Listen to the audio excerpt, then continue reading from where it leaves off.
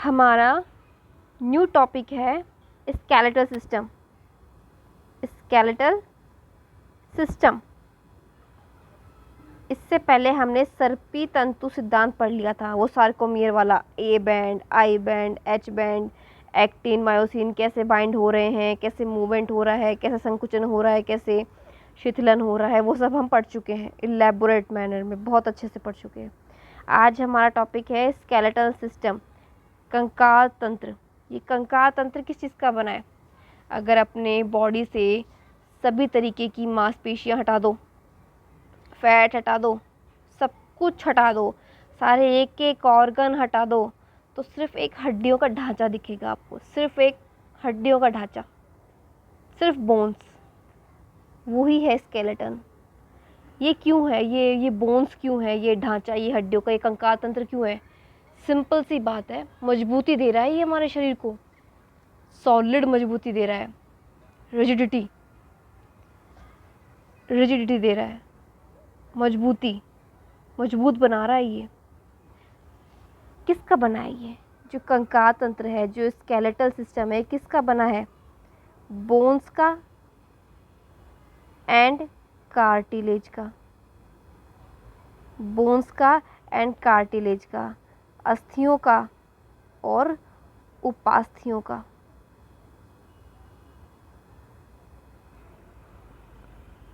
ठीक है, कुछ एग्जाम्पल भी दिया है कि मान लीजिए आपके जबड़े ही ना हो तो क्या आप खाने को चबा पाएंगे? ये जो अपनी मैक्सिलरी, मैंडिबल, ये जो बोन्स होती हैं, जो मजबूती देती है अपने जबड़ों को, तो अगर ये अस्थियां ना हो, मैंडिबल, मैक्सिलरी अस्थियां ना हो, तो क्या आप भोजन को चबा पाएंगे? नहीं, इम्पॉसिबल है। अच्छा, आपके पैरों में अगर हड्डियां ना हो, पाद अस्थियां ना हो, फीट बोन ना हो, तो क्या चल पाओगे? नहीं, बिल्कुल भी नहीं। तो देख रहे हैं आप स्केलेटल सिस्टम हम क्यों पढ़ रहे हैं, क्या है? ठीक है, थोड़ा सा और डेप्थ में जाते हैं। जो ये कंकाल तंत्र है ना, स्केलेटल सिस्टम, इसको दो समूह में बांटा गया है। एक तो अक्षीय कंकाल तंत्र और दूसरा उपांगीय कंकाल तंत्र। अभी हम अक्षीय से स्टार्ट करते हैं। Axial skeleton system.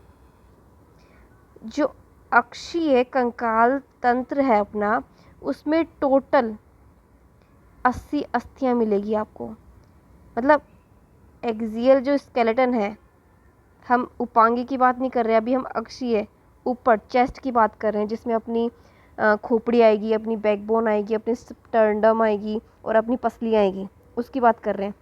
टोटल कुल मिला के 80 अस्थियां हैं। अब जो अक्षीय कंकाल तंत्र है, उसको कितने भागों में है देखो। इसमें कौन कौन आएंगे? अक्षीय कंकाल तंत्र में कौन कौन आएंगे? करोटी आएगी, सिर, मेरुदंड, अपनी बैकबोन, उरोस्थी, स्टर्नम आगे, पसलियाँ, अपनी रिब्स, ये अक्षीय कंकाल तंत्र में आती है। पहली करोटी, दूसरी मेरुदंड, तीसरी उरोस्थी और चौथी पसलियाँ, ये चारों मिलकर अक्षीय कंकाल तंत्र का निर्माण करती हैं और कुल मिला के इनमें 80 अस्थियां पाई जाती है। अभी देखना, कैलकुलेट कर लेंगे। सबसे पहले करोटी के बारे में, इसके बारे में पढ़ेंगे। सबसे पहला करोटी। करोटी अस्थियों के दो समुच्चय कपालीय और आननी से बना है, मतलब क्रेनियल।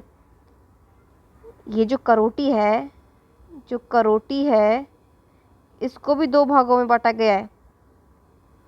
पहला क्रेनियल की बोन्स अलग से, और फेशियल जो अपन को दिख रही है फ्रंट, वो अलग से। ये अपने हेड में मिलेगी और ये अपने फेस पे। यहाँ की बोन्स अलग है, यहाँ की बोन्स अलग है। ये टोटल मार के 22 है, दोनों टोटल मार के। और ये बहुत सॉलिडिटी देती है, बहुत सॉलिडिफाइड करती है कपाल को अपने, बहुत सॉलिड। ये जो क्रेनियस बोन है और ये जो फेशियल की बोन है, एकदम अपने जो फेस है ना, अपना ये जो मस्तिष्क है उसको एकदम सॉलिड ही मजबूती देती है एकदम। ठीक है। नेक्स्ट, आननी में 14 कंकाली अवयव होते हैं। आननी में 14, और जो करोटी के सामने भाग में पाया जाता है, मतलब अपना फेस जी, अपना फेस। चलिए जी, और देखते हैं। अब मैं इस डायग्राम को बहुत अच्छे से समझाने जा रही हूँ।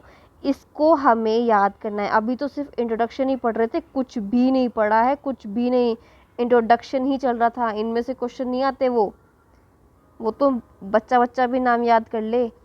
बट अब मैं जो पढ़ाने जा रही हूँ उसे अच्छे से पढ़ना है, उसे याद रखना है। ये जो एक एक बोन लिखी हुई है ना, मनुष्य की करोटी का आरेख, इसकी एक एक बोन पढ़नी है, याद होनी चाहिए टिप्स पे। मैं क्या बोल रही हूँ, याद होनी चाहिए ये टिप्स पे। सबसे पहले जो देखो, ये अभी तो देखो इसको समझाने की जरूरत नहीं पड़ी। ये देखो पीछे बैकग्राउंड में क्या है, ये इंसान का फेस है। देखो ये देखो इंसान का फेस चल रहा है, ये देखो चल रहा है कि नहीं चल रहा है, चल रहा है ना, दिख रहा है ना। और अंदर इसके कितना सुंदर बनाया गया है, और अंदर इसके बोन लाइक देखो, ये पूरा दिखा रहे हैं बोन, ये पूरा बोन का, ये देखो पूरा बोन। ठीक है। अब मैं इसको 1 बाय 1 एक्सप्लेन करने जा रही हूँ, ध्यान से सुनना है। ये जो लोब है, ये है फ्रंटल लोब, और इसमें पाई जाने वाली अस्थि कौन सी है, फ्रंटल अस्थि। देखो इंग्लिश में भी यही लिखा हुआ है, प्लीज़ याद कर लो। फ्रंटल बोन फ्रंट में पाई जाती है। मैं एक फंक्शन बता दूँ इसका, ये जितने भी अपने मसल्स एक्टिविटी है ना, मसल्स एक्टिविटी, वो आएगी इसके अंदर, मसल एक्टिविटी। हालांकि ये दे नहीं रखा है एनसीईआरटी में, अब बस मैं नॉर्मली आपको बता रही हूँ, आप चाहो तो याद करो वरना कोई बात नहीं। तो यहाँ पे क्या है, फ्रंटल बोन है, और ये एक ही है, सिर्फ फ्रंट वाला अपना माथा है ना, जहाँ पे बिंदिया लगाते हैं, माथा, ये फ्रंट में, यही फ्रंटल लो, यहीं पे ही है फ्रंटल बोन, यही है। फिर आती है पैराइटल अस्थि, फिर आती है पैराइटल बोन। जितनी भी फीलिंग्स है ना, फीलिंग्स, सेंसिटिविटी, मतलब आप बहुत सेंसिटिव हो, आपका बिहेवियर, कहीं ना कहीं ये ब्रेन की ये लोब जो है वो कंट्रोल करती है। और इस लोब में कौन सी अस्थि मिलेगी, पैराइटल अस्थि। और इस लोब का नाम क्या है, पैराइटल लोब। यहाँ पे अपनी फीलिंग्स, अपने सेंसेस, सेंसेस मतलब टेम्परेचर सेंसेस हो, चाहे हीट सेंसेस हो, चाहे किसी भी तरीके का आपका बिहेवियर हो, वो सब कुछ। ओके, तो सेकंड थी अपनी पैराइटल अस्थि, याद होनी चाहिए, मैं पहले ही बोल रही हूँ, याद होनी चाहिए। एक लेफ्ट साइड है और एक उस तरफ राइट साइड भी है। ये तो सिर्फ एक ही थी, ये दो है, क्योंकि ये जो व्यू दिख रहा है वो तो एक साइड का व्यू दिख रहा है ना। यहाँ पे तो माथा है, ये अपना, ये तो माथा है अपना। ठीक है, आगे से फ्रंट साइड है, और ये अपना पीछे इस तरफ भी है और उस तरफ भी है। ये है टेम्पोरल लोब। हम तीसरी लोब पढ़ रहे हैं, टेम्पोरल लोब। इसमें कौन सी अस्थि मिलेगी, टेम्पोरल अस्थि, टेम्पोरल बोन। ये बोन क्या फंक्शन है इसका, देखो फंक्शन फिर से बोल रही हूँ, अगर याद कर लोगे तो वेल एंड गुड, बहुत इजीली, बहुत फैमिलियर हो जाओगे अगर याद कर लोगे तो। वरना नहीं भी करोगे तो देखो, इन बोन्स का नाम तो याद करना ही है, इनका नाम याद करना ही है। बट अगर मान लीजिए कभी इत्तेफाक से कोई क्वेश्चन आ गया कि फ्रंटल जो बोन है उसका कोई फंक्शन, या फिर टेम्पोरल लोब है या फिर बोन है इसका फंक्शन, तो मतलब वो होता है ना, सो इजी क्वेश्चन है तो एक हार्ड क्वेश्चन आ जाए, तो वैसा टाइप आ सकता है। अभी जो आप 11th बेस एग्ज़ाम दोगे उसमें तो इम्पोर्टेंट नहीं है, बट आप ये नीट का दोगे या फिर एम्स का देते हो तो वहाँ पे तो आएंगे ही बच्चों ये क्वेश्चन, वहाँ पे तो आप छोड़ नहीं सकते। तो जो भी तैयारी कर रहे हैं वो कॉम्पिटिटिव एग्ज़ाम की, तो थोड़ा ध्यान देना अच्छे से, ठीक है, जो चीज़ मैं पढ़ा रही हूँ। जो टेम्पोरल लोब है ना, वो सुनने के, हियरिंग, जितनी भी एक्टिविटी होगी ना हियरिंग की, वो ये कंट्रोल करेगी, ये वाली लोब। और इसमें कौन सी अस्थि मिलेगी, इसमें कौन सी बोन मिलेगी, टेम्पोरल बोन। टेम्पोरल लोब में टेम्पोरल बोन है, और ये क्या काम आता है, हियरिंग का। क्यों, क्योंकि ये देखो कान, देखो अभी मैं यहाँ पे तो नहीं दिखाया हुआ है, लेकिन ये पे कान ही है, अपने ईयर्स ही हैं, तो ये यही मिलेगी हड्डी, ये हड्डी यही मिलेगी।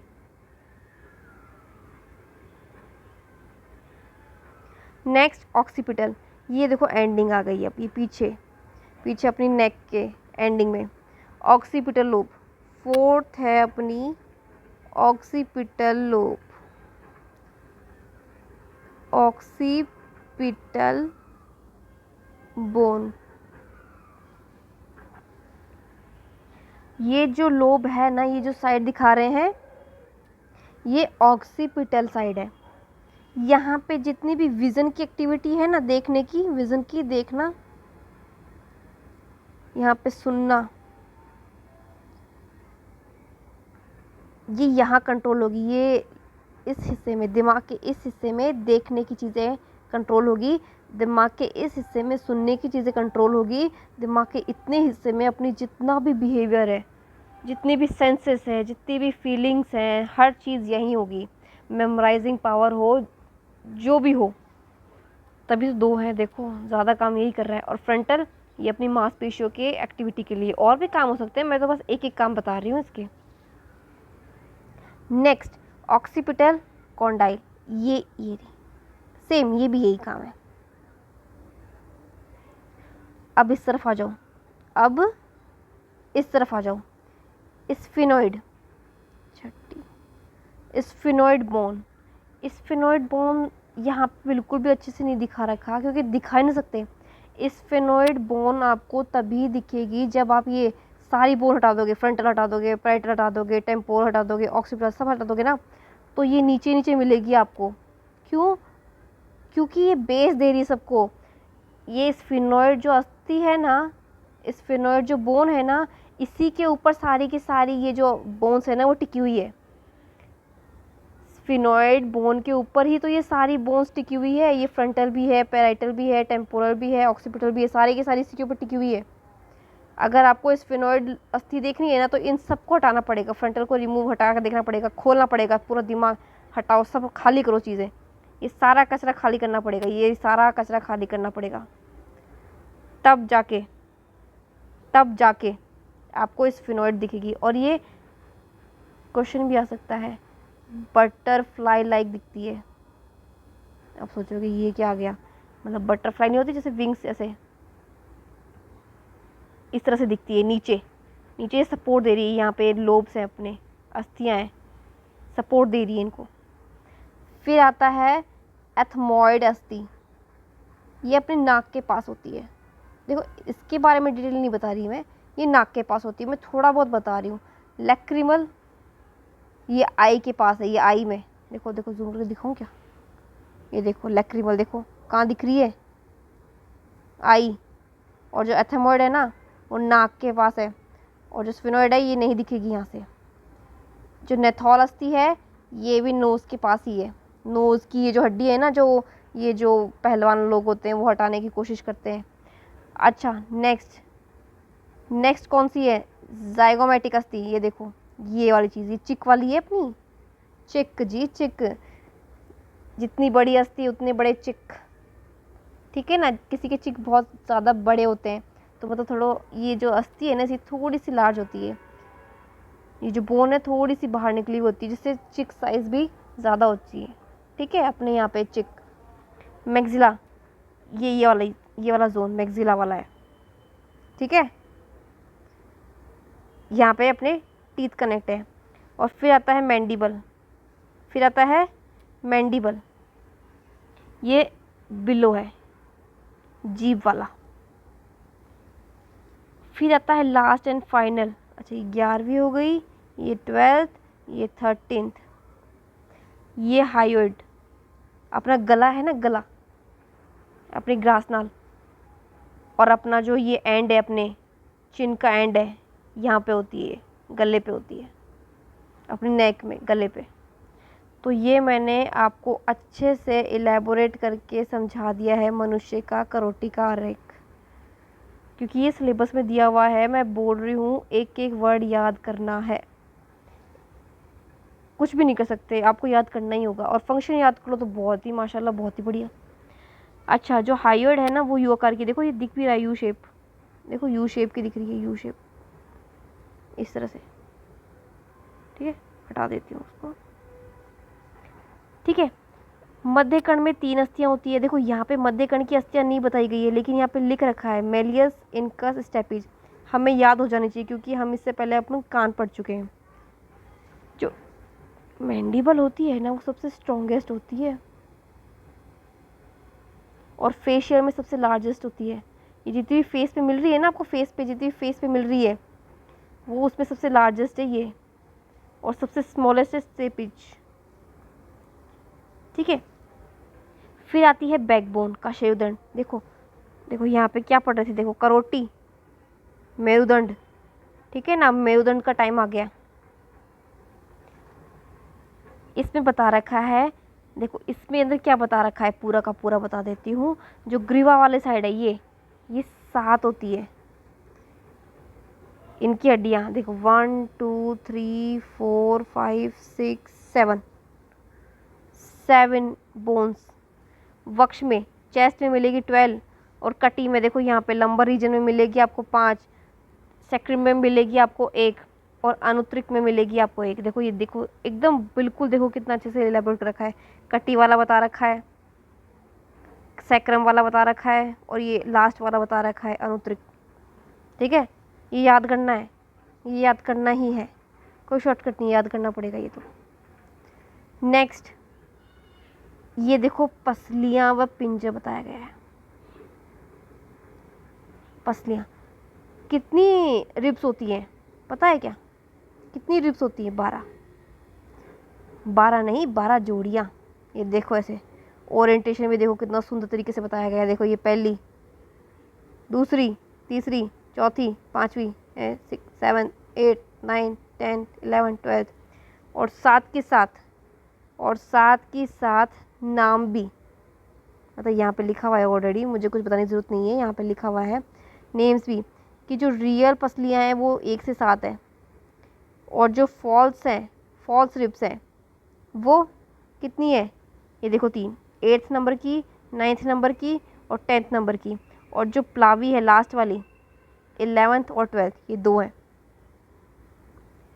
ये क्या चीज़ है बीच में? उरोस्थी। ये क्या है? पसलियाँ। और ये देखो कशेरुकदंड, ये देखो मैं जूम कर देती हूँ, ये कशेरुकदंड है।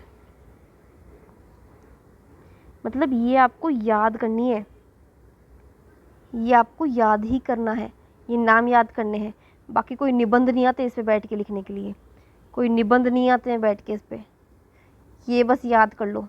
ये जितना ये डायग्राम में लिखा हुआ है ना बस उतना ही याद कर लो, उतना ही याद कर लो। अब आती है पादों की अस्थियाँ, हाथों की। अभी तो पाद का मतलब सिर्फ यही नहीं होता है कि वो पैरों की बात कर रहा है, हाथ वाले की भी। ये वाली क्लेविकल होती है, ब्यूटी, ये स्कैपुला, ये ह्यूमरस, देखो याद कर लो, ये ह्यूमरस जहाँ पे बाजूबंद नहीं पहनते क्या, गलत, देखो बाजूबंद पहनते हैं, बना दूँ क्या, ये देखो। फिर ये होती है रेडियस, ये वाली, ये होती है अल्ना, भाई बहन। ये जो बना रखा है ना ये कार्पल्स है, ये हड्डियाँ मेटाकार्पल्स है, और ये जो लास्ट की होती है ना ये 1 2 3, ये वाली 1 2 3 1 2 3 1 2 3, ये फेलेंजेस है। ये इस पर लिखा हुआ है, अच्छे से लिखा हुआ है, इनको एलैबोरेट कर रखा है। तो आज के लिए इतना ही पढ़ते हैं, नेक्स्ट बोन्स हम नेक्स्ट लेक्चर में कवर कर लेंगे, ठीक है। तब तक ये आप पूरा रिवाइज करके आइए, याद करके आइए, तब भी आप बहुत फैमिलियर होंगे इस चैप्टर से, तभी बहुत इजी पड़ेगा, क्योंकि यहाँ पे मेमोराइजिंग फैक्ट ज़्यादा है। तभी एग्जामिनर यहीं पे फोकस देगा, वो यहीं से उठाएगा एक एक चीज़ें कि ये बताओ ये वाली बोन कहाँ है। कोई सी भी बोन, यहाँ पे से कोई सी भी बोन ले लेगा। अब जिसने पढ़ा है वही तो बता पाएगा, जिसने पढ़ा है वो ही बता पाएगा। Thank you.